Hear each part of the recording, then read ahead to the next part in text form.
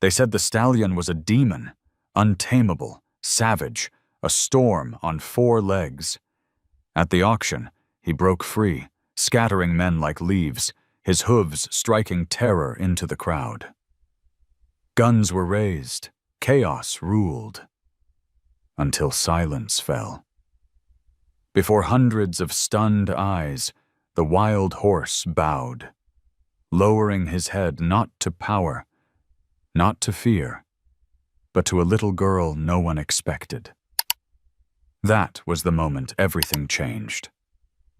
The summer sun rose slowly over Bitterroot Valley, painting the horizon in shades of gold and amber. The air shimmered with heat, though it was barely morning, and the wide dirt road leading to the county fairgrounds was already alive with the rattle of old trucks, the clatter of horse trailers, and the chatter of neighbors who rarely had reason to gather all in one place. Dust rose in lazy swirls beneath boots and hooves, drifting like a veil over the wooden fences and faded banners strung across the entrance gate. Emily Carter clung to her grandmother June's hand as they stepped off the gravel path. Her worn leather shoes scuffed the earth, and the smell of hay, sweat, and fried dough mingled in the air, creating a strange blend of festivity and tension. To anyone else, it was a cheerful Saturday, but to Emily, everything felt heavy, as though a storm lingered just beyond the ridgeline of the Bitterroot Mountains. At 8 years old, Emily had eyes too old for her age. They were wide and blue, filled with a kind of quiet wisdom that unsettled adults and made other children step back. Around her neck hung a small silver horseshoe charm, dulled by years but polished smooth where her grandfather's thumb had once rubbed it absent-mindedly. She never took it off. It was the last piece of him she had left. "Stay close, Em," Grandma June said, adjusting her sun hat against the glare. Her voice was roughened by years of worry and work, but her hand was warm and steady. "Crowds get wild when money's in the air." Emily nodded, though she was barely listening. Her gaze swept over the crowd, noticing the way people gathered in small circles, their voices lowered to excited whispers. She caught fragments of sentences: "wild stallion," "impossible to break," "came down from Bitterroot Ridge," "dangerous as sin." Her stomach tightened. She already knew what they were talking about. The wild horse. For weeks, talk had spread like wildfire through the valley of a massive black stallion caught in the mountains. No one had ever managed to rope him before, though generations of ranchers had tried. They said he moved like smoke, vanishing into the trees, impossible to pin down. But a week ago, McCoy's men had returned with him, battered and sweating, triumph stamped across their faces. And now, here he was, up for auction like any ordinary beast. Emily squeezed her necklace until the silver bit into her skin. Her grandfather would have hated this. The fairground stretched wide, with corrals set up in a rough semicircle and a wooden stage in the center for the auctioneer. Men in Stetsons leaned against the rails, calling out to one another, while women fanned themselves with church programs. Children darted between legs, chasing after each other, their laughter cutting sharp against the hum of adult conversation. Somewhere nearby, a fiddle played, adding a careless rhythm to the uneasy morning. "Grandma," Emily asked softly, "why did we come?" "We don't have money for anything." June hesitated before answering. Her weathered face, lined deep from years of sun and grief, turned toward her granddaughter. "Your grandfather never missed an auction.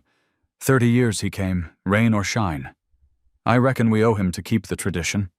And besides," she added in a whisper, "I need to speak with Mr. Turner about work at his supply store." "Every dollar matters these days." Emily nodded, though her throat felt tight. She hated the way people stared at them.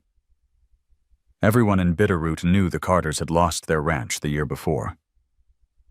After her grandfather's accident in the mountains, debts piled up faster than her grandmother could pay them. The land, their land, had been seized and sold cheap to William McCoy, the wealthiest and most ruthless rancher in the county. It was McCoy's name that echoed in every corner of their loss, his shadow that stretched over every part of their lives. A shout rose from the far corral. Emily turned quickly, her heart pounding.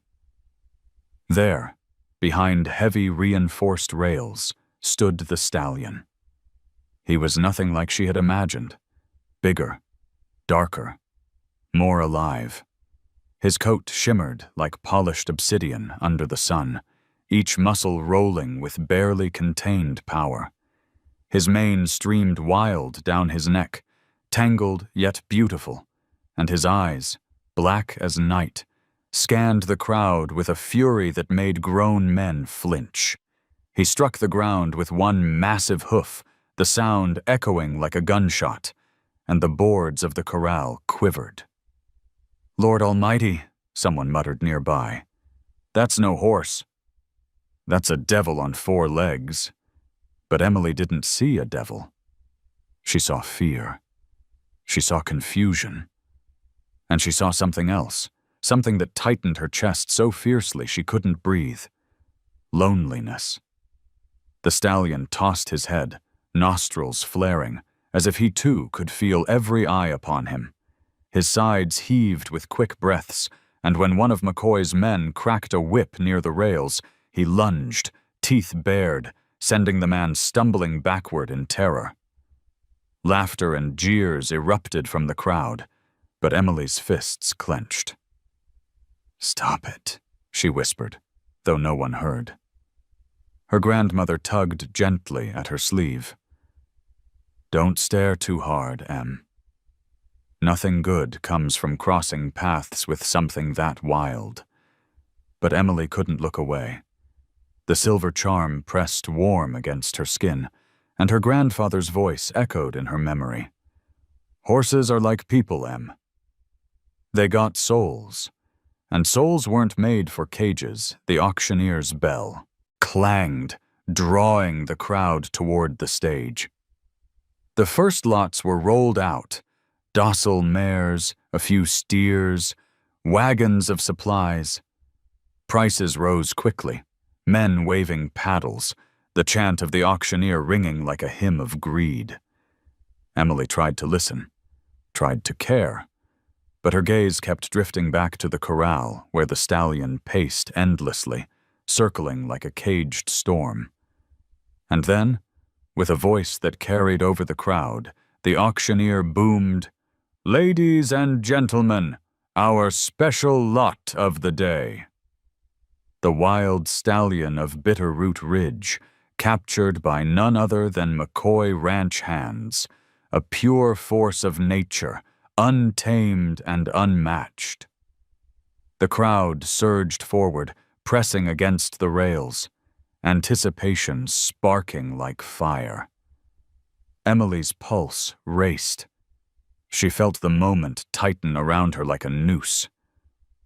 Something was about to happen. The auctioneer's voice still rang in Emily's ears as the crowd pressed closer to the rails. Men leaned forward, their hats tipped back, women shielded their eyes from the glare of the Montana sun, and children balanced on the edges of crates to catch a better glimpse. The wild stallion, his black coat blazing like fire in the harsh light, paced the corral with a restless fury. He struck the ground again and again, as if the earth itself had offended him. Emily's small fingers tightened around the silver horseshoe charm at her neck. The cool metal had warmed under her skin, pulsing as though alive. She thought of her grandfather, his slow smile, the way his voice carried when he spoke of the mountains. He had always said the Bitterroot Peaks were alive, whispering to those who cared enough to listen. That was before the accident, before the debts and the foreclosure, before McCoy had swept in like a hawk and taken everything. Her grandmother's hand trembled as she placed it gently on Emily's shoulder. "Don't look so hard, Em," she murmured, her voice low but firm. "Nothing good comes from locking eyes with a wild thing. Remember what happened to your grandfather?" Emily's throat tightened. She wanted to ask, what really happened? The town called it an accident, a slip on wet rock, a fall into the ravine. But she had overheard hushed voices late at night, whispers her grandmother tried to bury. Men muttering that William McCoy had reason to push old Carter out of the way, that he wanted the north pasture for more than cattle. Every time Emily tried to ask, her grandmother shut her down with a sharp, "Enough." Yet the shadow of doubt clung to the girl like the dust of the valley. As the bidding began, Emily's gaze drifted, not to the crowd, but inward, to the memory of her grandfather standing tall in his faded denim jacket, the silver chain glinting against his chest, where the charm now rested on hers. She remembered his voice on their last ride together. "You listen with your heart, not just your ears. A horse will tell you everything if you're quiet enough." The chant of the auctioneer snapped her back. $500. Do I hear 6? 600. 7. Come on, gentlemen. This beast is like no other you've ever seen. His words cut like a knife through the air, stirring greed in the crowd. The stallion lunged, his hooves slamming into the wooden rails. The boards groaned but held. A ripple of unease passed through the spectators, but the bidding only grew louder. Men shouted numbers as though daring one another. McCoy himself leaned casually against the far fence, his wide-brimmed hat casting a shadow across his face. His smile was thin, his eyes sharp, never leaving the stallion. Or Emily. June Carter stiffened beside her granddaughter. "We shouldn't be here," she whispered. "This isn't for us. Your grandfather would—" She broke off, her voice cracking. Emily reached for her grandmother's hand, squeezing it tight. "He would want us to be here," the girl said softly. "He never missed an auction." The older woman's lips pressed into a thin line. For a moment, the years of hardship melted from her face, replaced by a raw grief she rarely let slip. "He believed in things," she whispered. "He believed horses had souls. That freedom was worth more than money. That's what cost him his life." Emily's breath caught. The words were quiet, nearly lost in the auctioneer's chant, but they struck like a thunderclap. She wanted to ask, to demand the truth, but the moment passed as June turned her face back to the stage, hiding the tears glistening in her eyes. The stallion reared suddenly, his mane flying, a scream tearing from his throat that silenced the crowd. For an instant, Emily swore she saw something more than fury in his eyes. It was not just rage, not just fear. It was sorrow. Deep and old, like the mountains themselves. Her heart lurched. She could almost hear her grandfather's voice layered over the cry. "They've got souls, Em. Don't ever forget." The bidding faltered. Men shifted uneasily, some lowering their paddles. McCoy's smile faltered just enough for Emily to notice. He whispered something to one of his ranch hands, who nodded and slipped away through the crowd. Emily shivered, though the sun burned hot on her skin. She tugged at her grandmother's sleeve. "Grandma," she whispered, "do you think he knows?" June frowned. "Knows what, child?" "That horse," Emily said, her eyes fixed on the restless black shape in the corral. Do you think he knows he's not supposed to be here? That he belongs up there, in the mountains? She lifted her chin toward the jagged horizon, where the bitterroot peaks cut sharp against the sky. For a long moment, June didn't answer. Then she sighed, a sound heavy with both pride and sadness. Your grandfather thought so. He used to say some creatures aren't meant to be tamed. Maybe he was right. The stallion screamed again, thrashing against the ropes, and the auctioneer raised his voice above the din. Ladies and gentlemen, who will claim this legend of the bitterroot? Do I hear 1,000? The crowd roared, hands shot up, numbers flew. Emily pressed closer to the rail, her breath shallow, her heart hammering. She didn't know why, but she felt bound to that horse, as though invisible threads pulled her toward him. She could almost swear his dark eyes met hers across the distance, holding her captive. And in that gaze, she thought she saw her grandfather's shadow. The chant of the auctioneer climbed higher, his voice like a hammer striking the crowd, pounding numbers into the hot Montana air. 1,000! Do I hear 12? 1,200, yes sir. 14, 1,500, come now folks, this is a once-in-a-lifetime beast. His words wrapped the crowd in fever, greed flashing in men's eyes as they jostled for position along the rails. Inside the corral, the stallion had become a storm in flesh. His muscles coiled and rippled as he twisted against the ropes. Dust rose in great clouds, coating the faces of those who dared lean too close. His breath came in wild bursts, nostrils flared, foam flecking his dark muzzle. When he reared, the sky seemed to darken behind him, the jagged silhouette of the Bitterroot Mountains framed like a prophecy. Emily clutched the railing with both hands, the wood biting into her palms. Her grandmother called her name, but the sound drowned in the chaos. Her eyes locked on the horse, her heart beating in rhythm with his hooves. She could feel the crowd pressing in around her, the weight of hundreds of eyes demanding that this wild soul be bought, sold, and broken. And then it happened. A ranch hand, sweat dripping from his brow, cracked a whip to push the stallion closer to the show gate. The snap echoed like gunfire.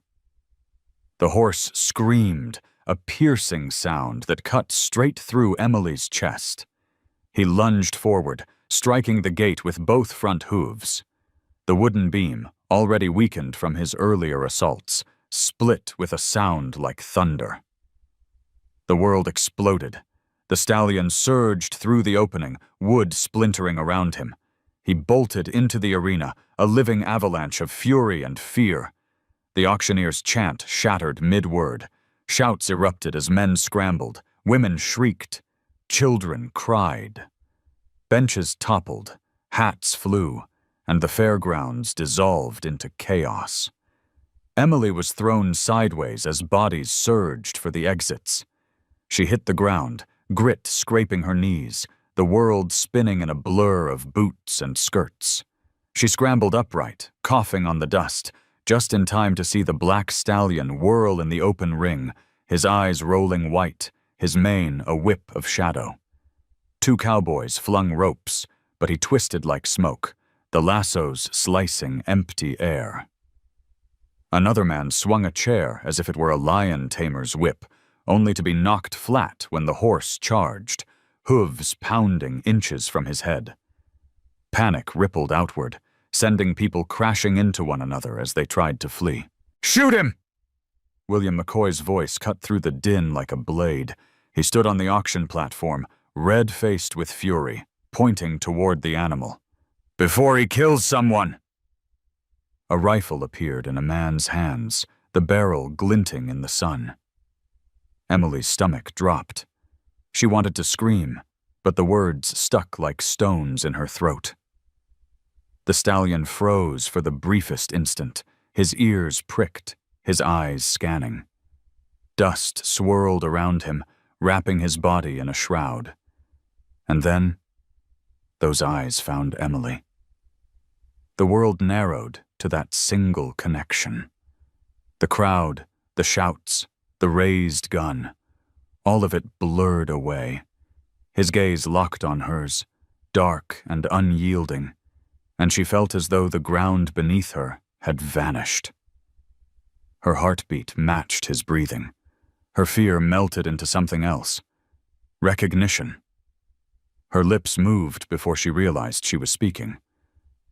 "It's all right," she whispered, though the words were lost in the roar. "You're not alone." The stallion's massive chest heaved.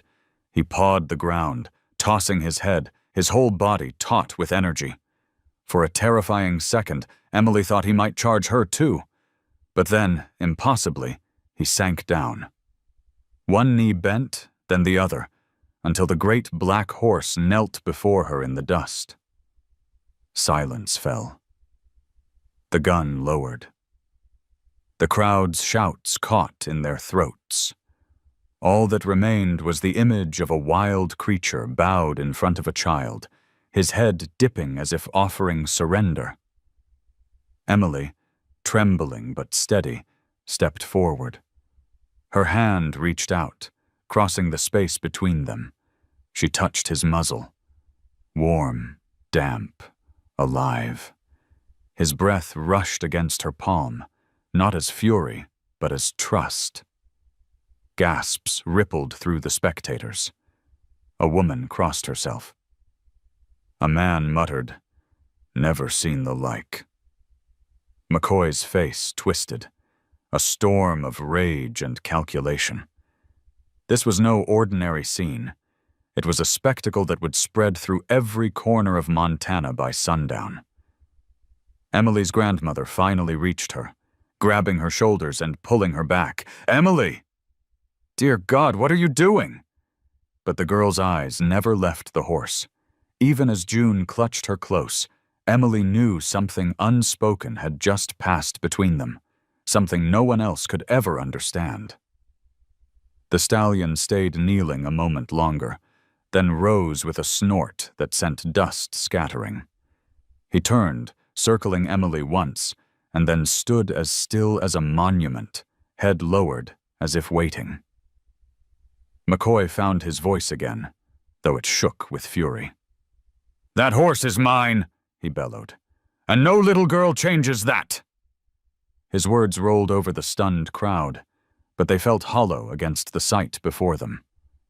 Emily pressed her hand to her necklace, her grandfather's charm burning against her chest. She whispered into the dust and silence, not caring if anyone heard. "Your name is Storm."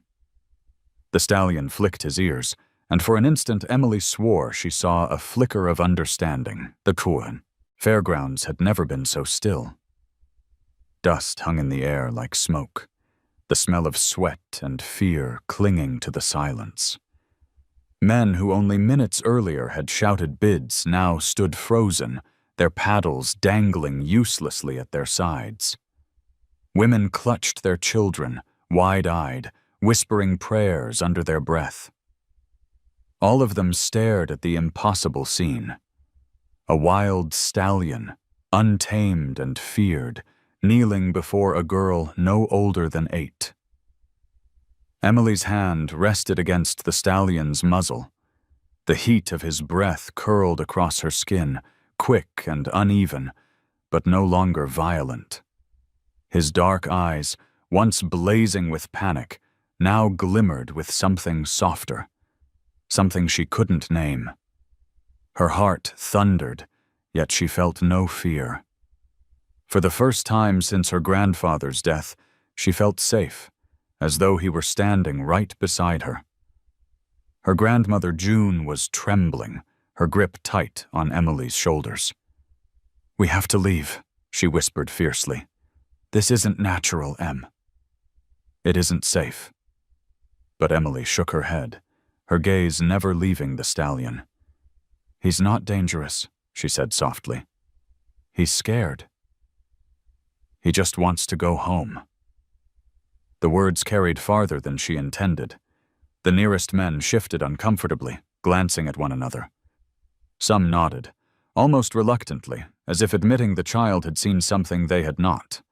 Others scoffed, unwilling to let go of their fear. From the auction platform, William McCoy's voice rang out, slicing through the silence. "Enough of this foolishness!" His hat brim shadowed his face, but his eyes glittered with rage. "That horse belongs to me, and no child's trick will change that fact." He raised his arm, signaling to his men. Two ranch hands moved forward cautiously, ropes coiled in their fists. The stallion's ears flicked back. His body tensed, a ripple of muscle running down his shoulders, but he did not bolt. Instead, he remained still, his head slightly lowered, his gaze locked on Emily. She placed both hands against his cheek. "It's all right," she murmured, barely a breath. "I'm here." The ranch hands hesitated. They had seen the stallion crush fence posts and throw grown men like dolls. Now, faced with the sight of him calm under a child's touch, their courage faltered. One glanced at McCoy, who snarled and motioned again. "Do it!" McCoy barked. But before they could move, another voice cut across the arena. "Hold on, Bill." It was Jack Nolan, the town's veterinarian. He stepped out from the crowd, tall and lean, his weathered face set with quiet authority. "You put another hand on that horse right now, you'll have blood on your hands." McCoy's jaw tightened. "Stay out of this, Nolan.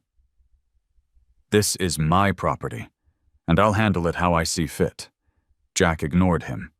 His gaze went to Emily. "Step back, honey," he said gently. "Let's not push him." Emily didn't move. Her small hands remained on the stallion's face. "He's not going to hurt me," she said with a certainty that silenced even the skeptical murmurs of the crowd. "He trusts me." Gasps rippled again. Some spectators whispered about miracles, others about curses. The weight of the moment pressed heavy on everyone's chest. Finally, the stallion exhaled. A long, shuddering sigh. He lowered his head further, almost bowing, and for a heartbeat, it felt like the entire valley bowed with him. Emily smiled faintly. "Storm," she whispered, testing the name aloud. "Your name is Storm." The stallion flicked an ear, a soft snort leaving his nostrils as if answering. McCoy's fury boiled over. He slammed his hat against his thigh. "Enough. Tie him down, or I swear." But Jack raised his hand sharply. "You do that, and you'll have to answer to this town." Everyone here saw what just happened. That's no beast, Bill. That's a soul. And you can't put a price tag on that. The crowd stirred. Men and women exchanged glances. Some nodded, emboldened by Jack's words, while others stepped back, unwilling to challenge McCoy openly. But the seed of doubt had been planted, and McCoy knew it. Emily's grandmother pulled her away at last, her arms wrapped protectively around the girl. Yet Emily twisted in her grasp, her eyes never leaving Storm. As the ranch hands finally threw ropes over the horse's neck, Storm resisted for the briefest moment, then stilled, his gaze following Emily until he was led back toward the reinforced pen. The silence fractured into scattered conversations, the crowd buzzing with speculation. Some spoke of destiny, others of witchcraft. But all agreed on one thing. What they had witnessed would not be forgotten. McCoy, his face a mask of forced calm, adjusted his hat and raised his voice once more. "The auction continues," he declared. "This horse will be sold, as planned." But even as he spoke, his eyes cut toward Emily, sharp and calculating. Emily pressed the silver charm to her chest. She could feel the weight of McCoy's stare, but she refused to look away. Somewhere deep inside, she knew this was only the beginning. By the time the sun dipped behind the Bitterroot Mountains, the fairgrounds had emptied into silence. Only a few scattered scraps of paper and trampled cups littered the dirt, reminders of the chaos that had shaken the town. The wild stallion, Storm, as Emily had dared to call him, was locked again behind the reinforced pen. Men lingered near the corral, muttering, their faces still pale with disbelief at what they'd witnessed. Emily and her grandmother walked home along the dirt road, their shadows stretching long against the orange glow of dusk. June's grip on Emily's hand was tight, her pace brisk. She hadn't spoken since leaving the fairgrounds, not even when neighbors tried to stop her with questions. It wasn't until the flicker of lamplight from their cabin came into view that she finally exhaled, her shoulders sagging with the weight of the day. Inside, the house smelled faintly of pine and old coffee. June dropped her shawl on the chair and turned sharply toward Emily. "What you did today was dangerous," she said, her voice trembling with anger that masked fear. "Do you understand? That horse could have killed you." Emily's eyes were steady, though her small hands curled against her skirt. "He wouldn't." "He knew me." "Emily," June snapped, then stopped herself. She sank into the chair, burying her face in her hands. "I can't lose you too." The room fell into a fragile silence. Emily stood by the window, the silver charm pressing against her chest as if it carried her grandfather's heartbeat. Outside, the twilight deepened into purple shadow, the mountains dark and brooding. Somewhere far off, a coyote cried. A knock rattled the door. June tensed. "Stay back," she whispered, rising carefully. She opened the door only a crack. On the porch stood William McCoy, his hat low, his figure filling the frame like a shadow made flesh. "Evenin', June," he drawled, his voice smooth but edged with steel. "Mind if I step in?" June stiffened, blocking the doorway. "We're not taking visitors tonight." McCoy's smile didn't reach his eyes. "After what happened today, I'd say you don't have much choice." His gaze slid past her shoulder, finding Emily in the dim room. "That little stunt your granddaughter pulled, that'll cost me money. And I don't like losing money." June's jaw tightened. "She's a child." "She's a spectacle," McCoy corrected, his voice sharpening. "And spectacles sell. There's men already sniffing around with offers. Circuses, traveling shows, folks who will pay handsomely to see a girl who can tame a demon horse with a touch. You think I won't cash in on that?" Emily stepped forward before her grandmother could stop her. "I'm not for sale." The air in the cabin went still. McCoy's eyes narrowed, studying the girl. For a heartbeat, something almost like surprise flickered across his face. Then he chuckled low, shaking his head. "You've got fire, I'll give you that. Just like your granddaddy." And look where it got him, June's breath caught. "Don't you dare!" But McCoy tipped his hat and leaned closer to the doorway, his words a hiss meant for both of them. "The mountains keep their secrets, but I know what Carter found up there before his fall. And I'll make sure those secrets stay mine. You keep meddling, girl, you'll end up just like him." With that, he turned and strode into the night, boots crunching against the gravel until the sound vanished. Emily stood frozen, her chest rising and falling too quickly. June slammed the door shut and slid the bolt, her hands trembling. The lamplight flickered, throwing long, jagged shadows across the walls. "Grandma," Emily whispered, her voice thin. "What did he mean about Grandpa?" June pressed her lips together, her eyes glistening. "Not tonight, Em." But Emily couldn't let it go. The way McCoy had said it, the sly twist of his smile, the certainty in his tone, it burrowed under her skin. She turned toward the small shelf in the corner, where her grandfather's old notebook lay tucked between dusty Bibles and weathered seed catalogs. She had found it once before, its pages filled with sketches of mountains and notes about water springs. Tonight, the book seemed to glow with a weight she had never noticed. Later, when her grandmother finally dozed in the rocking chair, Emily crept across the room and pulled the notebook free. She lit a candle, shielding the flame with her hand, and opened to the last page. The words stopped abruptly mid-sentence, scrawled in hurried ink.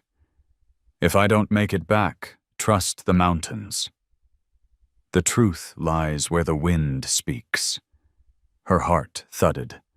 McCoy had known something her grandfather had tried to protect. And now Storm, the wild horse, was at the center of it all. Emily closed the notebook, her resolve hardening. She would not let McCoy silence her grandfather's truth. She would not let Storm be broken, sold, or destroyed. As the candle burned low, the girl whispered to the darkness, "He chose me, and I'll choose him outside." Unseen in the shadows near the fence line, a figure lingered.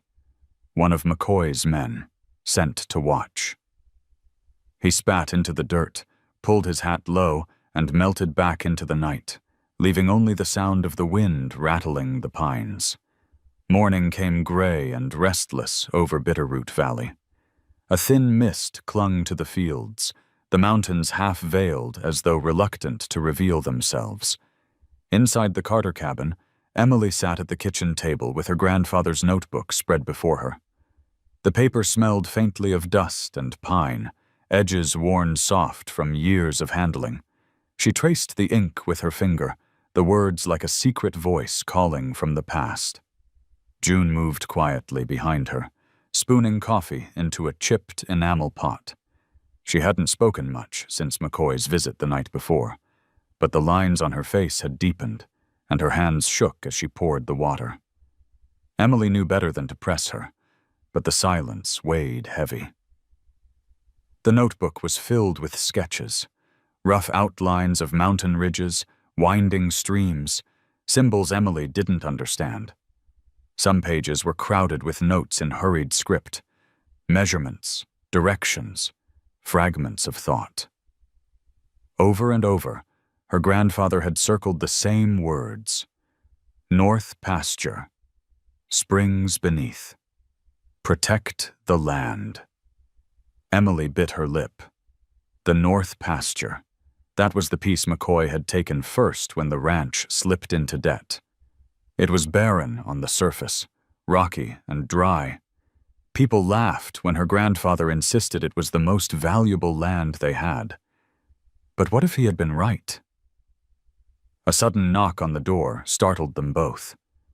June froze, her eyes flicking toward Emily. She set the coffee pot down without a word and went to the door. This time, it wasn't McCoy. It was Jack Nolan. His tall frame filled the doorway, his hat in his hands, eyes shadowed with concern. "Morning, June." "Emily," he greeted softly. "I thought I'd check in after yesterday. Half the town's still talking about it." June hesitated before stepping aside. "Come in, Jack. But make it quick. We don't need more eyes on this house." He entered, his boots thudding softly on the wood floor. His gaze fell immediately to the notebook on the table. "That belonged to Carter, didn't it?" Emily nodded. "It's all I have of him. But I think it's more than just notes." Jack pulled up a chair, flipping the book carefully, as though it might fall apart in his hands. He studied the sketches, his brow furrowing. He was mapping water sources, he murmured. "See here? These lines mark underground flows. I've seen charts like this before, from geologists. Your grandfather wasn't guessing. He knew Emily leaned closer. Knew what? That McCoy's pasture isn't barren at all, Jack said grimly. There's a spring under it. Maybe more than one. If tapped, it could supply the whole valley. Water's worth more than gold around here, especially when summers keep getting drier. Carter must have found proof. June's face hardened, her lips pressed into a thin line. And that's why McCoy wanted him out of the way.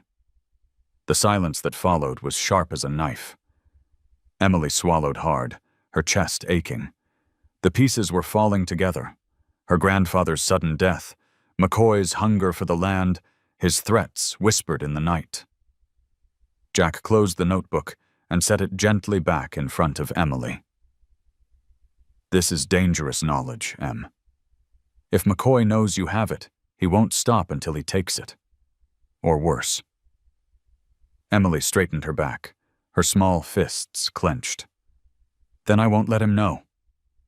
But I can't ignore it, either. Grandpa wanted me to find this. He wanted me to protect it. June reached across the table, her hand trembling as she covered Emily's. He wanted to protect you, child. That's all he ever wanted. The moment was broken by the faint sound of hooves outside. Jack stiffened, rising quickly. Through the window, Emily saw riders in the distance, McCoy's men, patrolling near the edge of their property. They lingered for a while before turning back toward town, but the message was clear. They were being watched. Jack lowered his voice. Listen, you can't fight McCoy head-on, but you do have something he doesn't. A bond with that horse. Storm might be your only chance to stand against him. Emily's heart leapt at the name. She thought of the stallion kneeling, his eyes finding hers in the chaos. She thought of the way he had stilled under her hand, as if he'd been waiting for her all along. June shook her head sharply. Absolutely not. She's a child, Jack. I won't let her risk her life with that animal. Jack's eyes softened. I'm not saying it'll be easy. But maybe Carter saw something in her too. Maybe that's why the horse chose her. If Storm trusts Emily, then maybe she can finish what her grandfather started. Emily pressed the notebook to her chest, her mind racing. She remembered the final words scribbled across the last page. The truth lies where the wind speaks. She didn't know exactly what it meant, but she knew this much. Her grandfather had left her a trail, and Storm was part of it.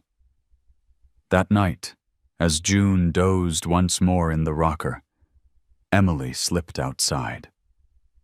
The air was cool, the stars scattered bright above the mountains. She held the notebook tight and whispered into the dark. I'll find it, Grandpa. Whatever secret you left, I'll find it, and Storm will help me. From the far distance came the faintest sound of a whinny, carried on the night wind. Emily's heart pounded. She didn't know if it was real or just her imagination, but it felt like an answer. By the time the sun climbed high above the valley the next day, whispers had already spread through Bitterroot. Folks gathered outside the feed store and along the wooden boardwalks, voices low but urgent. Emily caught fragments as she and June walked through town for supplies. McCoy brought in a man, not local, mean as a rattlesnake. Others just shook their heads, eyes dark with unease. At first, Emily thought it was just another rumor, like so many that swirled after the auction. But when they turned the corner onto Main Street, she saw him. He was standing outside McCoy's office, his back straight as a post, a cigarette dangling between his fingers. He wasn't dressed like the ranchers, no dusty Stetson or worn boots. Instead, his clothes were sharp, a long, dark coat despite the summer heat, polished boots, a hat with a narrow brim pulled low.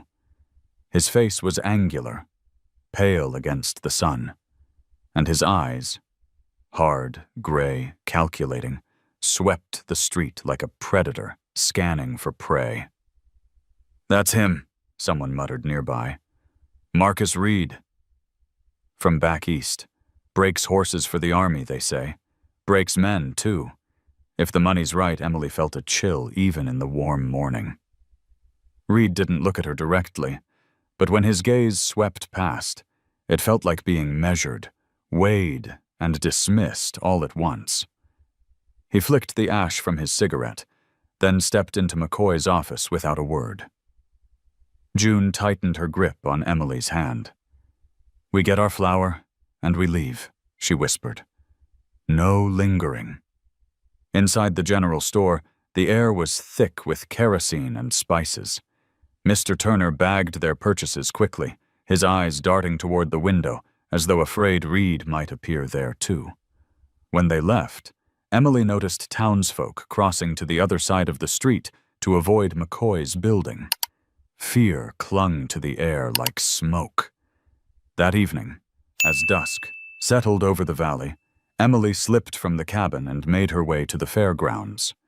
Jack Nolan had promised to meet her by the corral, and though her grandmother had begged her to stay inside, she couldn't. Storm was there, locked away, and now this Marcus Reed threatened to tear apart everything fragile she had begun to build with the stallion. The fairgrounds were quieter than before, but not empty. Torches cast flickering light across the dirt as men worked around the corral. At the center, Reed stood with a whip coiled in his hand. Storm paced the pen, his muscles slick with sweat, his sides lathered from hours of being run in circles. His cries were raw, each one stabbing into Emily's chest like a blade. Reed raised the whip and snapped it sharply, the crack splitting the night air. Storm reared, slamming against the boards. Reed didn't flinch. His voice was low, cold, each word precise. "You will break." They all break. Emily's fists clenched. She wanted to scream, to run to Storm, but Jack's hand caught her shoulder in the shadows. "Not now," he whispered. "If McCoy sees you, he'll use it against you." Emily's eyes burned with tears. "He's hurting him." Jack's jaw tightened. "I know. Reed's methods are cruel. He believes pain forces obedience, but Storm isn't like other horses. He'll fight until he dies before he bows to that man." Storm crashed against the fence again, and the boards groaned in protest. Reed watched with a thin smile, then motioned for McCoy, who stood nearby with his arms folded, smug and certain. "This horse is money," Reed said flatly, "and money bends to the whip." "Give me a week." McCoy's grin widened. "You've got 3 days." Emily trembled, rage flooding her small body. But beneath the anger was something else. A fierce certainty that Storm would never belong to Reed, or to McCoy, or to anyone but himself. She pressed her hand to her silver charm, whispering a promise to the night. As they slipped away into the dark, Jack bent low to her ear. "Emily, you have something Reed doesn't. He'll use force, but you have trust. If you want to save that horse, you'll need to prove it, not just to the town, but to McCoy himself." Emily lifted her chin, her eyes blazing. "Then I will." Behind them, Reed's whip cracked again, and Storm's scream tore through the valley. But Emily didn't flinch. She carried the sound like a battle cry, a reminder that the fight was far from over. The next morning broke clear and sharp, the valley washed clean by a night wind that had rattled the windows and whispered through the pines. Emily woke early, her grandfather's notebook still under her pillow, as if its pages might guard her dreams. She dressed quietly, careful not to wake her grandmother, and slipped out into the cool dawn. Jack was waiting by the edge of the dirt road, reins in hand. Beside him stood a woman Emily had never met before. She was tall and graceful, her dark braid streaked with silver. her eyes calm and steady as the mountains themselves. She wore a simple denim shirt, but around her neck hung a pendant of carved stone, shaped like a feather. "This is Evelyn Greyhawk," Jack said, his tone carrying respect. "She's Salish. Knows these lands better than anyone, and she knows horses in ways most folks have forgotten." Evelyn inclined her head, her voice smooth as river water. "Your grandfather and I were friends." He understood the old ways. He listened. Her gaze settled on Emily, soft but piercing. "And you? Storm listened to you when no one else could." "That means something." Emily's throat tightened. She clutched the silver charm at her neck. "I didn't do anything. He just looked at me." Evelyn smiled faintly. "Sometimes that is enough." They walked together toward the edge of the fairgrounds, keeping low behind the cottonwoods. The corral where Storm was kept was guarded, but in the early light most of McCoy's men had drifted off for breakfast. From the shadows, Emily saw him again, restless, pacing, his coat dark with sweat, his mane tangled from Reed's merciless drills. Her chest ached. "They're hurting him." "Yes," Evelyn said quietly, "and the more he fights, the harder they'll try to break him." That's the way of men who only understand control. She knelt in the dirt, drawing lines with a twig. "But Storm doesn't need control. He needs recognition. If you want him to trust you, you must speak in a language older than whips and ropes." Emily crouched beside her, eyes wide. "How?" "Through silence," Evelyn replied. "Through breath. Through stillness. Horses are prey animals.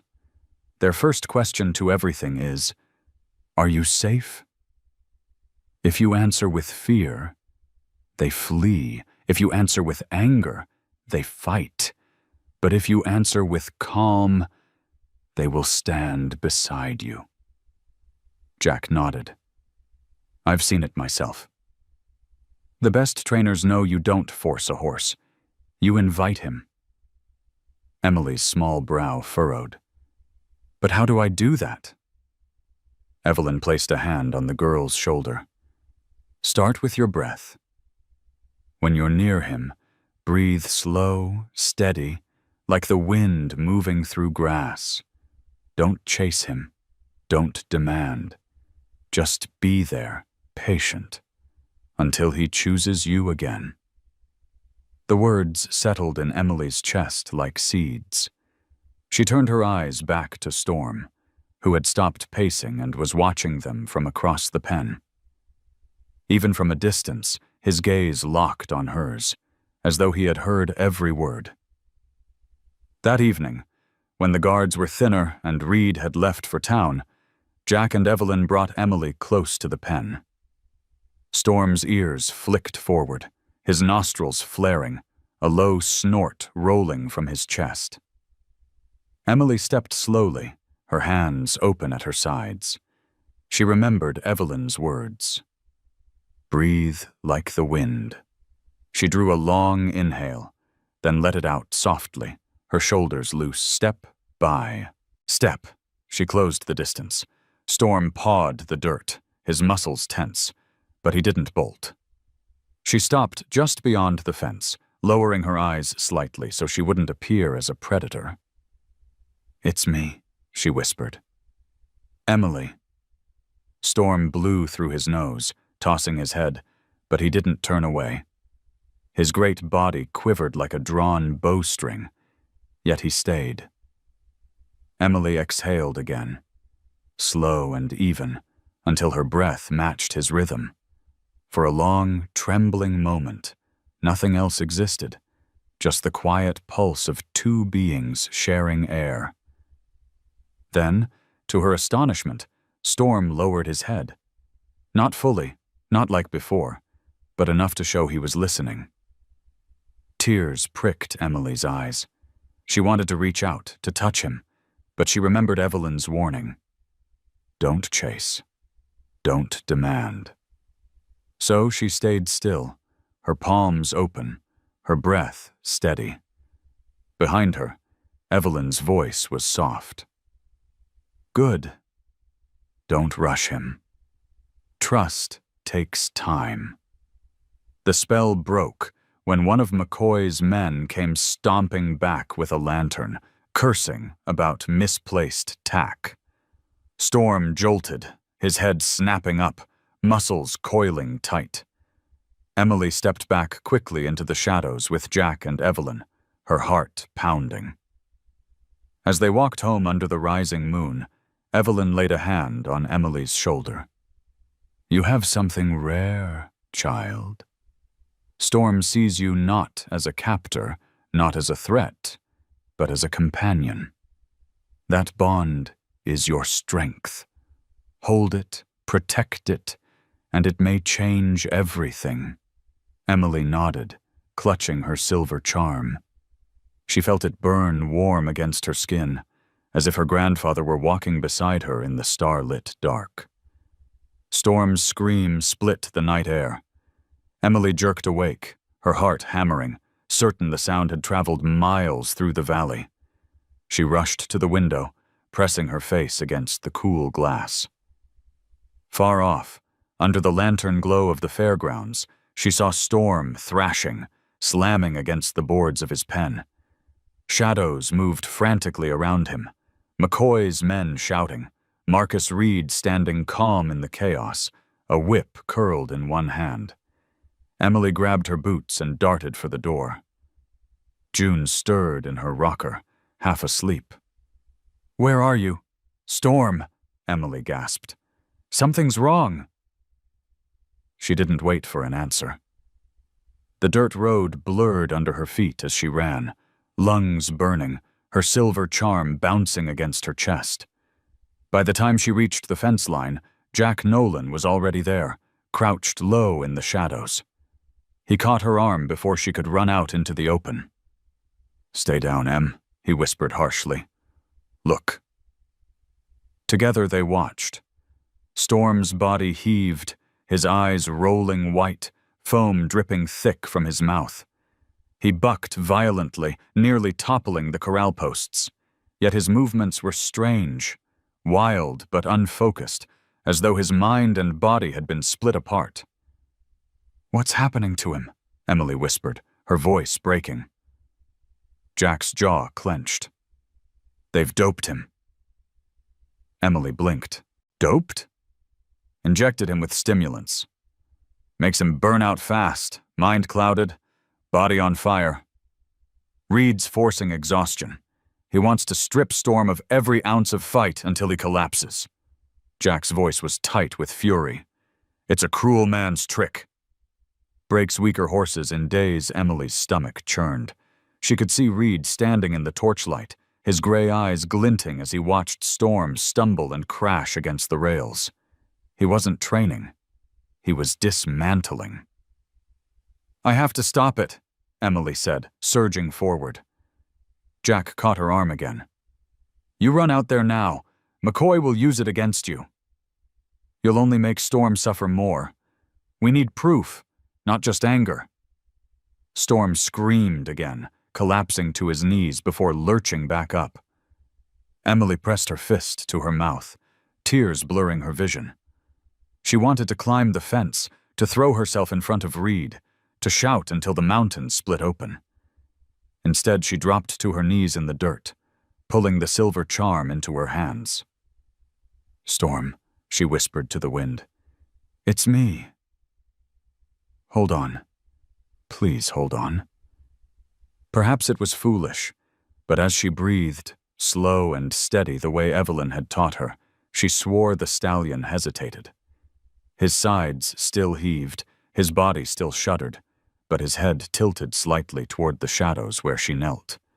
His gaze, wild, burning, locked with hers, and for a heartbeat the noise of the world vanished.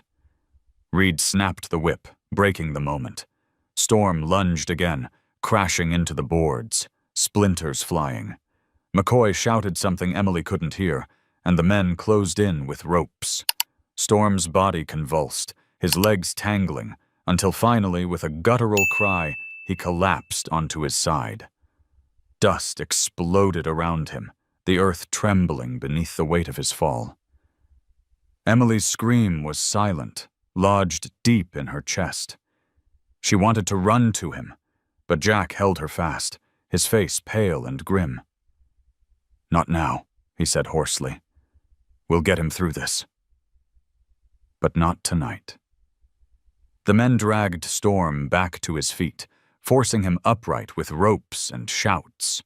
His body swayed, barely balanced, his eyes dull from the poison coursing through him. Reed stood close, one hand pressed to Storm's neck, as if claiming ownership. Then, satisfied, he motioned for the men to leave the horse tied until morning. When the torches dimmed and the fairgrounds quieted, Jack led Emily back toward the cover of the trees.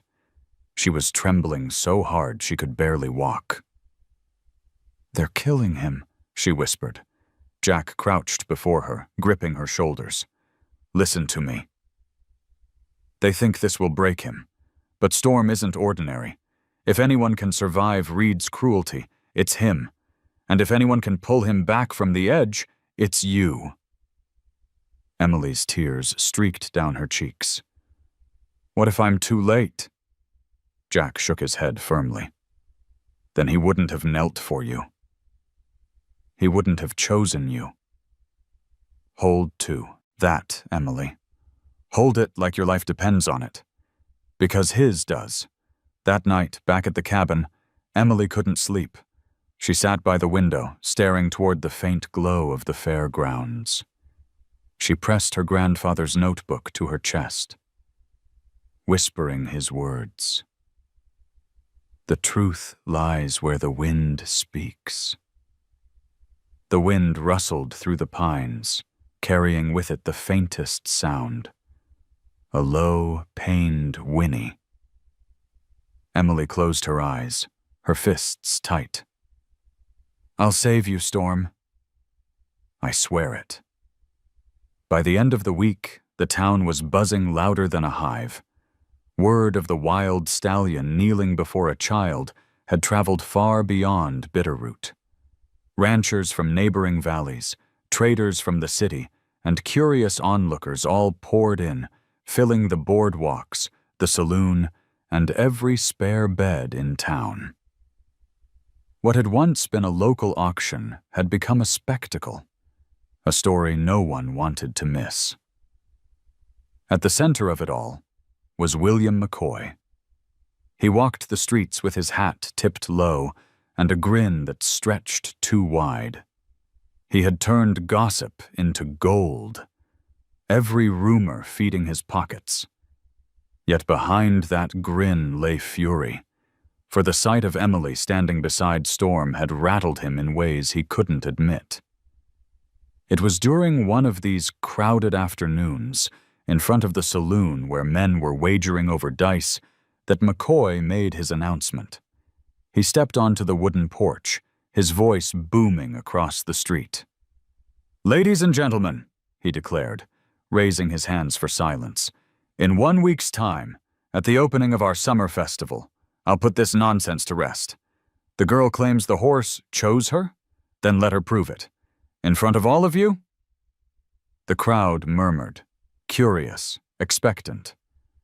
McCoy's eyes cut through the throng, finding Emily where she stood with June and Jack.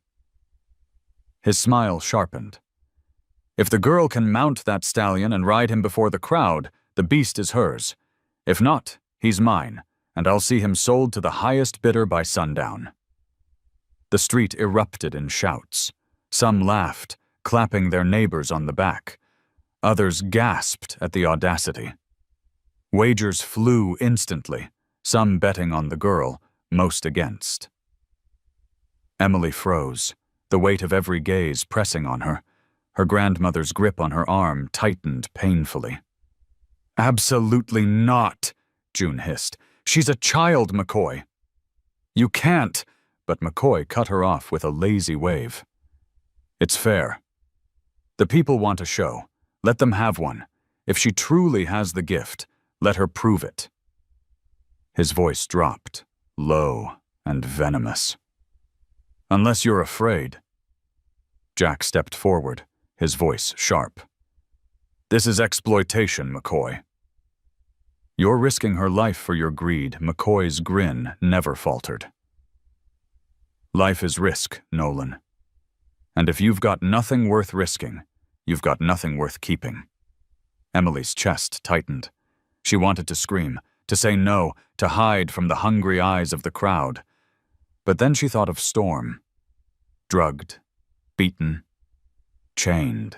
She thought of her grandfather's notebook and the words scrawled in fading ink. Protect the land. She thought of Storm lowering his head to her touch, his gaze meeting hers in the chaos.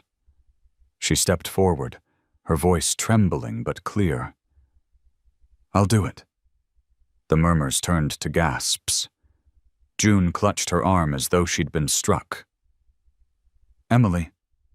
Emily lifted her chin. He chose me. I won't let him be sold.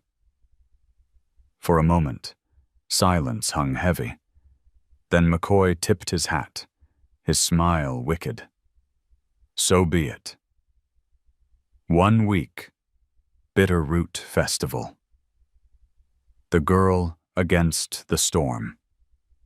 That night, the Carter cabin was filled with arguments. June pleaded, her eyes wet, her voice breaking. You'll die, Em.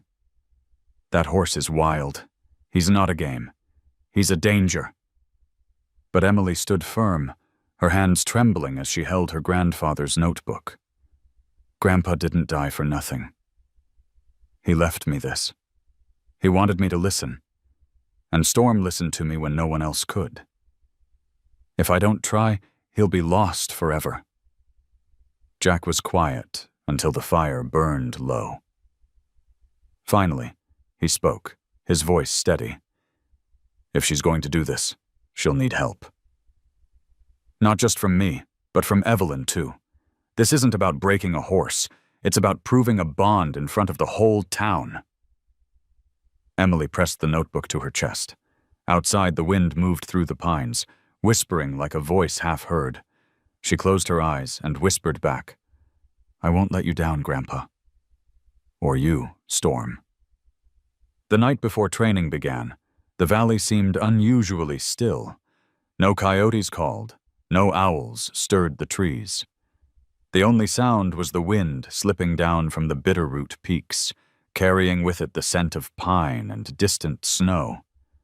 Emily sat alone on the porch steps of the cabin, her knees tucked to her chest, her grandfather's notebook open across her lap. The moonlight pooled over the pages, illuminating the rough sketches of ridgelines and water springs, the hurried notes scrawled in his familiar hand. June had gone to bed after another round of pleading, her voice ragged with fear. Jack had promised to meet them in the morning with Evelyn to begin training. For now, Emily was alone with the words her grandfather had left behind, words that felt less like ink on paper and more like whispers drawn out of the night itself.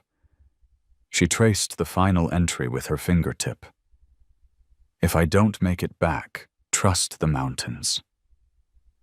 The truth lies where the wind speaks.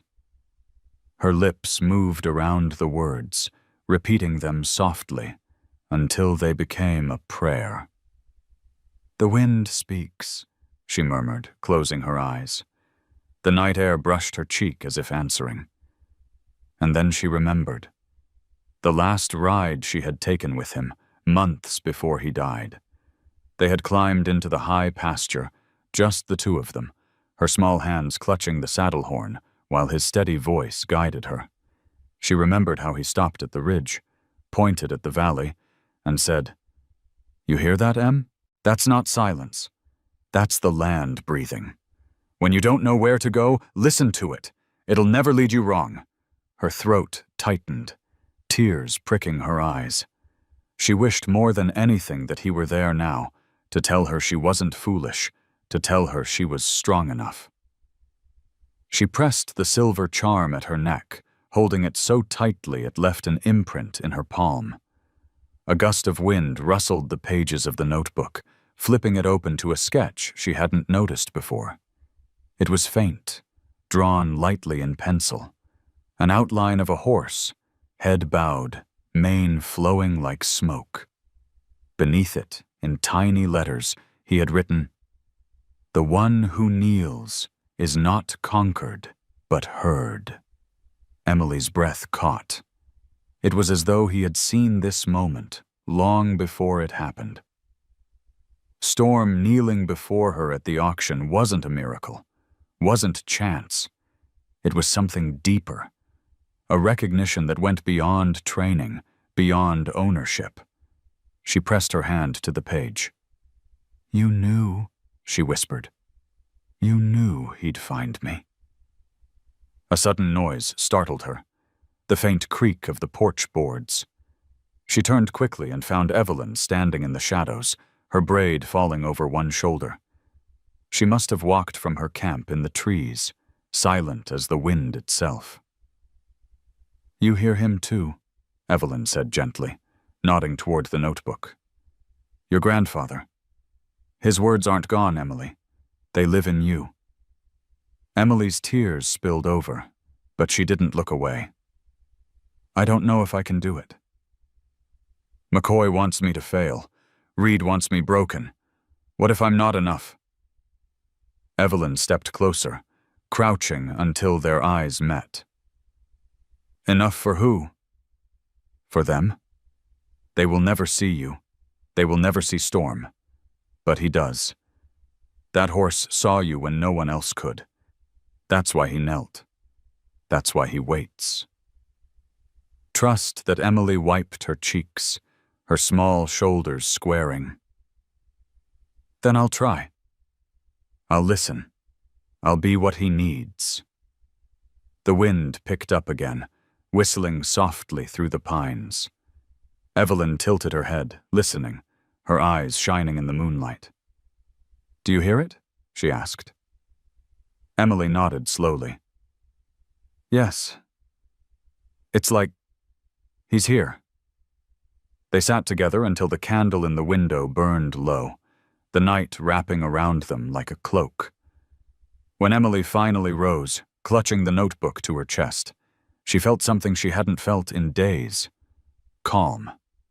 Not certainty, not victory, but calm, as though the mountains themselves had whispered, "You are not alone." She stepped inside, laying the notebook carefully by her bedside. Storm was still in his pen, beaten and drugged, but she would meet him again soon. She would breathe like the wind. She would listen like her grandfather had taught her, and together they would face whatever waited at the festival. Before closing her eyes, she whispered into the dark, "I'll ride with you, Storm. Not to own you, but to stand beside you." And in the hush of the night, the wind answered. The morning of the Bitterroot Festival dawned bright and relentless, the sun climbing a cloudless sky as though determined to expose every secret, every fear.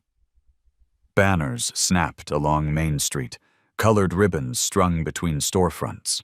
The smell of roasting meat and sweet corn filled the air, mingling with dust and sweat. From the mountains, a breeze carried the scent of pine, but it was quickly drowned by the sound of drums, fiddles, and the roar of the crowd. Emily walked beside her grandmother, her small hand swallowed in June's grip. Jack Nolan followed close, his jaw tight, his hat pulled low against the glare. Evelyn Greyhawk walked on Emily's other side, calm as stone, her braid gleaming silver in the sun. Together they pushed through the throng of townsfolk, neighbors, and strangers who had gathered from miles around.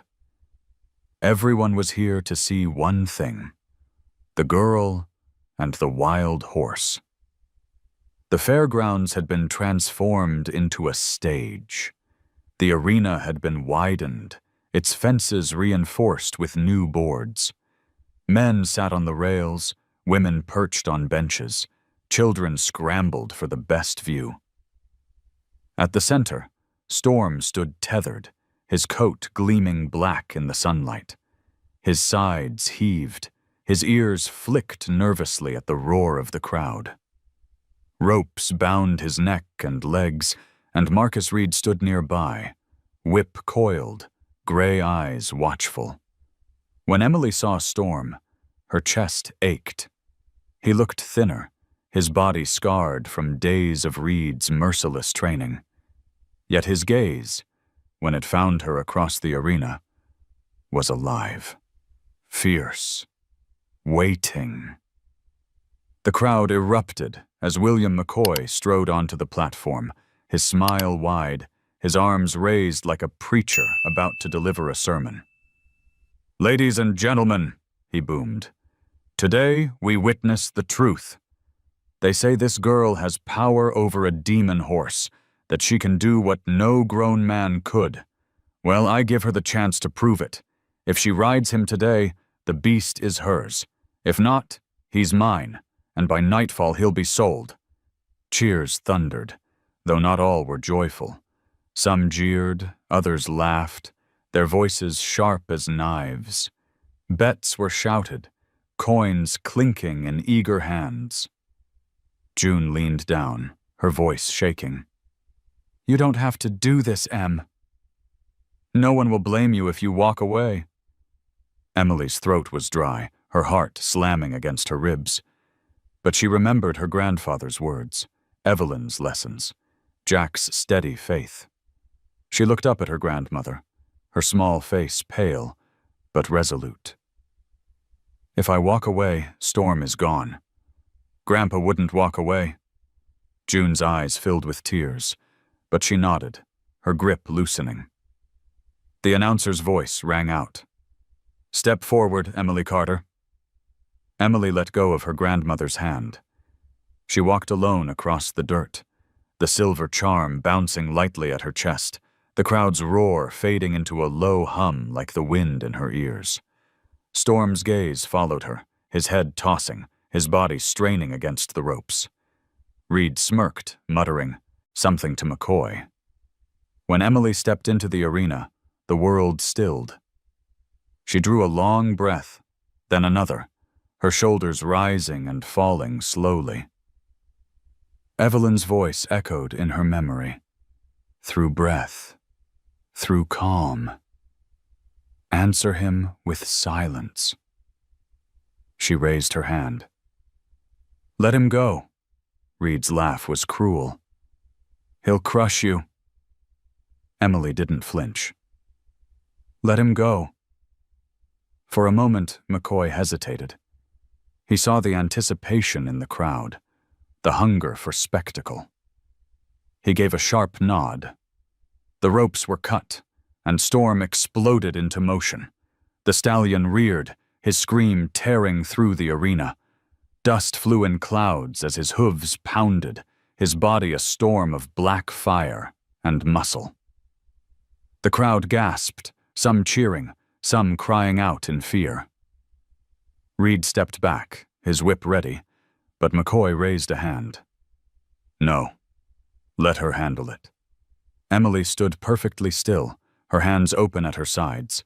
Her breath flowed steady, matching the rhythm she could almost feel thrumming in Storm's chest. He circled her once, twice, mane whipping, nostrils flared. "Easy," she whispered, though her voice was lost to the noise. "It's me." The third time he circled, he slowed, his great head lowered slightly, his ears flicking forward. The crowd leaned in, hushed. Emily took one step forward. The dust settled. Storm stopped. For a heartbeat, the arena was silent except for the wind. Then Emily raised her small hand and touched his muzzle. The stallion exhaled a deep, shuddering breath, lowering his head until it nearly brushed the dirt. The crowd erupted. Cheers, gasps, cries of disbelief. But Emily heard none of it. She pressed her forehead against Storm's, whispering so softly only he could hear. "We can do this." Together. Behind her, McCoy's smile faltered. His eyes darkened as he realized this was no trick, no accident. Something was happening that he could not control. The announcer's voice rang out again, almost drowned by the roar of the crowd. "Mount him, Emily." "Show us." Emily closed her eyes, drawing strength from the wind, from her grandfather's whispers, from the trust blazing in Storm's eyes. She stepped toward his flank, ready to climb. The test had begun. The crowd held its breath as Emily placed her small hands on Storm's side. The stallion shifted beneath her touch, his muscles quivering with tension, yet he did not bolt. Dust swirled at their feet, golden in the sunlight. For a long moment, the arena was silent except for the pounding of hooves from horses tied along the rails and the restless shuffle of men waiting for the storm to break. Emily pressed her foot against Storm's flank, searching for a way up. She was small, but determination made her movements sure. With a sudden leap, she pulled herself onto his back, gripping his mane for balance. The crowd gasped as one, a sound like a wave crashing against rocks. Storm froze. His ears flicked back, his body coiled. For a heartbeat, Emily thought he might throw her, hurl her into the dirt before everyone. She closed her eyes, leaning forward, whispering into his mane. "It's me. Just me. We're together." The stallion's breath came fast, hot against her leg, but then his body shifted, settling. With a snort, he lifted his head high, his hooves striking the earth. And then he moved, first a slow, deliberate walk, then a trot, then a sudden burst into a gallop that shook the ground. The arena erupted. Some cheered wildly, others shouted in disbelief, wagers lost and won in the same instant. Emily clung tight, not with fear, but with trust. Storm's stride was powerful yet fluid, carrying her as though she weighed nothing. The wind tore at her hair, and for the first time in her life, she felt not like a child, but like a rider born from the mountains themselves. Reed's face twisted with rage, his whip raised as if to strike, but the townsfolk surged forward, blocking him. Jack Nolan's voice rang out above the chaos. "Let her ride." "You've all seen it. She's not forcing him. He chose her." McCoy, red-faced, tried to shout over the noise. "This proves nothing. A trick, that's all." But Evelyn Greyhawk stepped onto the platform, her presence commanding silence. She held up Carter's notebook, the worn leather cover visible to all. "This is no trick," she declared, her voice steady. "This is legacy." Carter found the truth about the land McCoy stole. He wrote it down for his family, for his granddaughter. "And now, in front of all of you, I'll show you." She opened the notebook to the sketch of the north pasture, pointing to the markings. "Here lies the underground spring, the water McCoy wanted for himself." He knew, and to keep it hidden, he silenced Carter. "That's the truth your valley deserves." Gasps rippled through the crowd. Murmurs spread like fire, murder, theft, betrayal. Men who had once backed McCoy exchanged uneasy glances, their faith shaken. McCoy stormed down from the platform, his voice raw. "Lies! All lies! That old fool fell from the ridge, nothing more." But then Jack spoke, his voice cutting sharp. "I was the one who examined Carter's body. His injuries weren't from a fall. They were from a struggle. You pushed him, McCoy, or you had your men do it." A hush fell. All eyes turned to McCoy. His face darkened, sweat glistening on his brow. For the first time, his grin faltered. Emily, still astride Storm, raised her voice. "You wanted to break him like you wanted to break Storm. But you couldn't. He left the truth behind, and you can't silence it anymore." Storm reared, his hooves flashing in the sun, a cry ripping from his throat that echoed across the mountains. The crowd roared in response, not fear this time, but fury, outrage, vindication. Men surged forward, shouting for justice. Women clutched their children tighter, whispering prayers of thanks that the truth had finally been spoken aloud. Reed tried to grab Storm's reins, but the stallion spun away, his power unchained. Emily clung tightly, guiding him not with force, but with trust. They circled the arena once more. The image of girl and horse burned into every eye. "Enough!" McCoy bellowed, his voice cracking under the weight of the crowd. But it was too late. The tide had turned. Evelyn lifted her hand high, notebook raised like a banner. "This land belongs to its people. This horse belongs to no one. And this girl, this child, has done what no man here dared.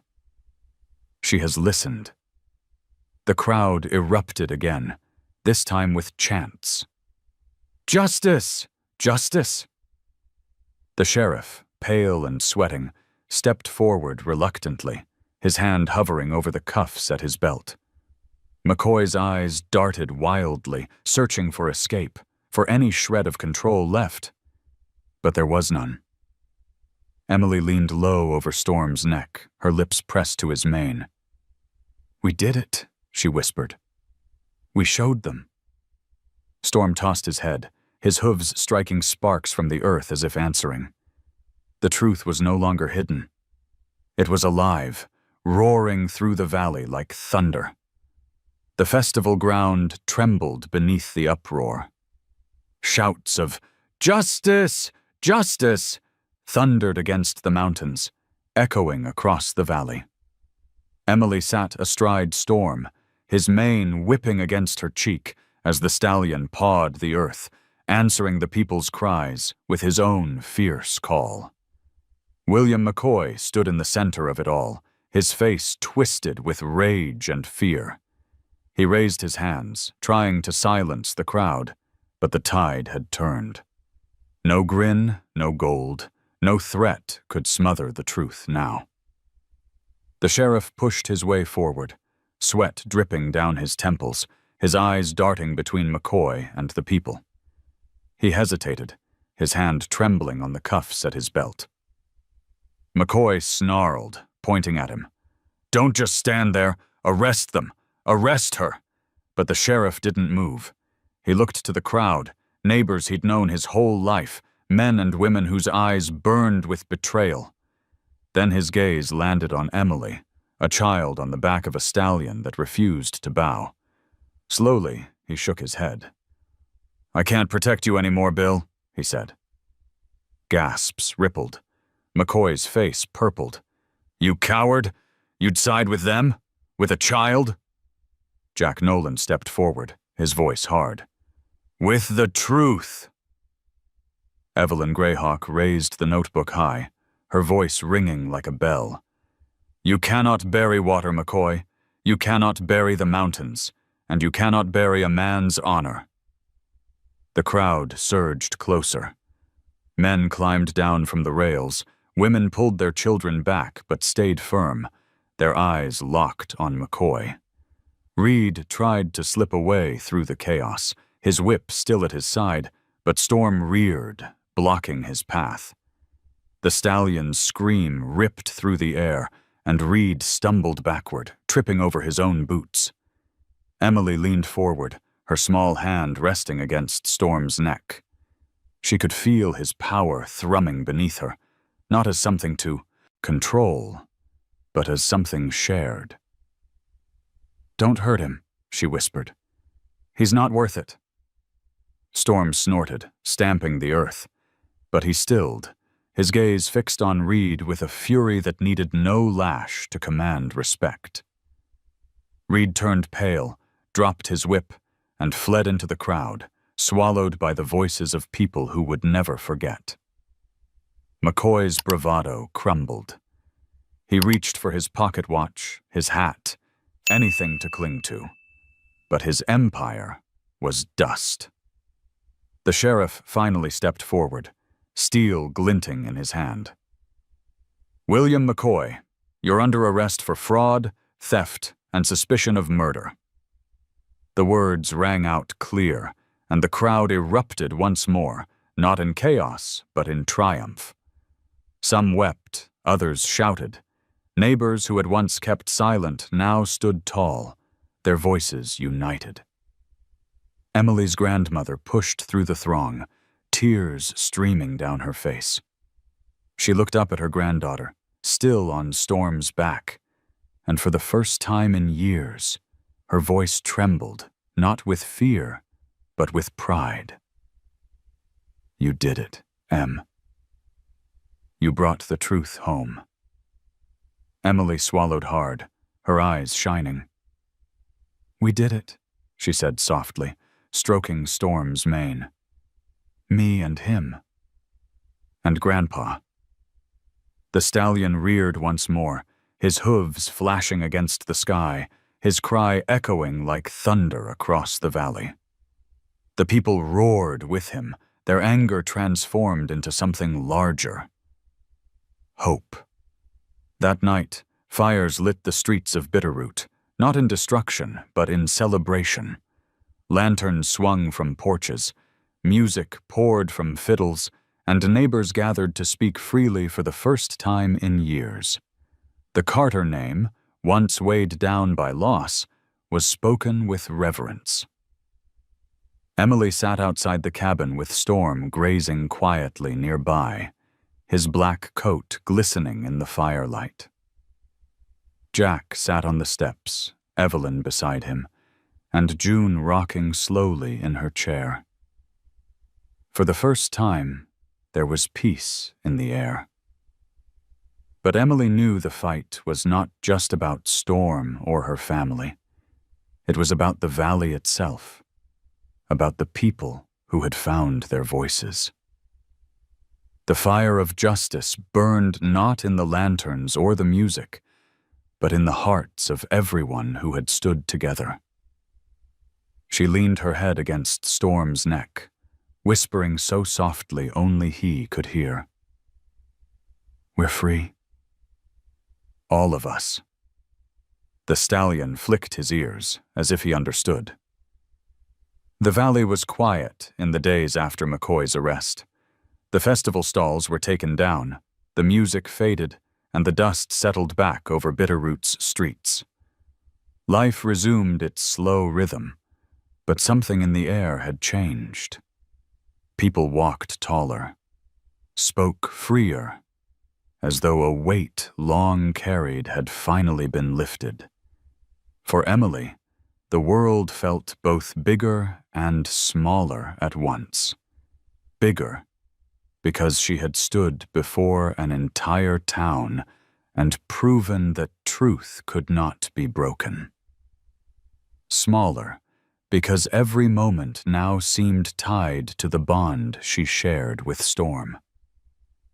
Wherever she went, his presence lingered, whether grazing by the Carter cabin, his dark figure, outlined against the golden fields, or running free with the wind tangling his mane. One evening, as the sun dipped low and painted the valley in amber, Emily sat on the old fence post near their cabin. Storm stood nearby, his head lowered, grazing quietly. The silver charm her grandfather had given her glinted against her chest, warm from the day's heat. She turned it between her fingers, remembering the words in his notebook. "The one who kneels is not conquered, but heard." Her grandmother stepped onto the porch, her shawl wrapped tight around her shoulders. For once, There was no fear in her eyes, only a tired kind of peace. "Your grandfather would be proud," June said softly. Emily looked up, her voice small but steady. "Do you think he knows?" June smiled, a tear slipping down her cheek. "Oh, he knows. He's in the wind, in the water, in that horse. He never left you, Em. He never will." Storm lifted his head then, as if he'd heard the words. His ears pricked, his eyes fixed on Emily, and in that moment she felt it too. The presence of her grandfather, the whisper of the mountains, the truth that had carried them through. The following week, the sheriff and a group of townsfolk came to the Carter cabin. They carried papers signed by the county judge, returning the north pasture to the Carter family. It was not just land, it was justice restored. The spring her grandfather had fought to protect would now serve the valley, not McCoy's greed. But Emily knew Storm did not belong to her. Not truly.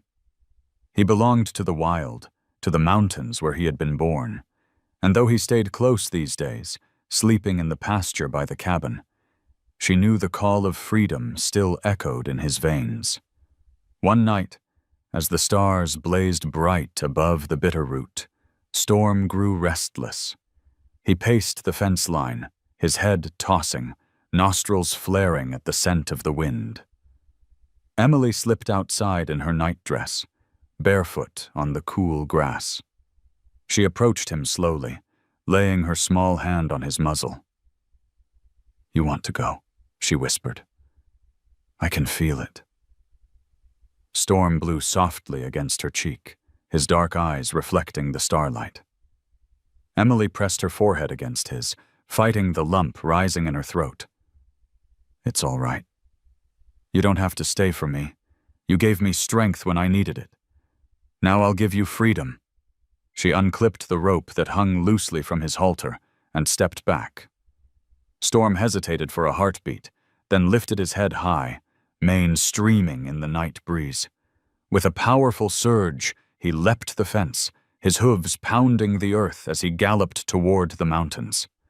Emily stood frozen, tears streaking her cheeks as she watched him disappear into the shadows of the ridgeline. The silence afterward was deep, almost unbearable. But then, faint and distant, came the sound of hooves echoing across the valley, a cry that rolled down from the peaks like thunder. Emily's heart soared. He was not gone. He was where he belonged. Days passed, and life at the Carter cabin settled into a new rhythm. Emily helped her grandmother plant the garden, carried water from the spring, and spent her evenings reading her grandfather's notebook by the fire. Storm did not return every night, but sometimes, at dawn or dusk, she would hear him. Sometimes she would see him, a dark shape against the ridge, watching before melting back into the wild. One evening, as the sun set in a blaze of orange and violet, Emily climbed the fence again, her silver charm warm against her chest. She looked toward the mountains and whispered, "We're free, Storm." Both of us. And as the wind stirred the grass, a dark stallion appeared briefly on the horizon, mane streaming, his cry carried on the breeze. Emily smiled through her tears. The story wasn't ending. It was only beginning. Written in the land, the wind, and the unbreakable bond between a girl and a wild horse. And now, I want to hear from you. If you believe Storm was meant to be free, drop a simple 0 in the comments.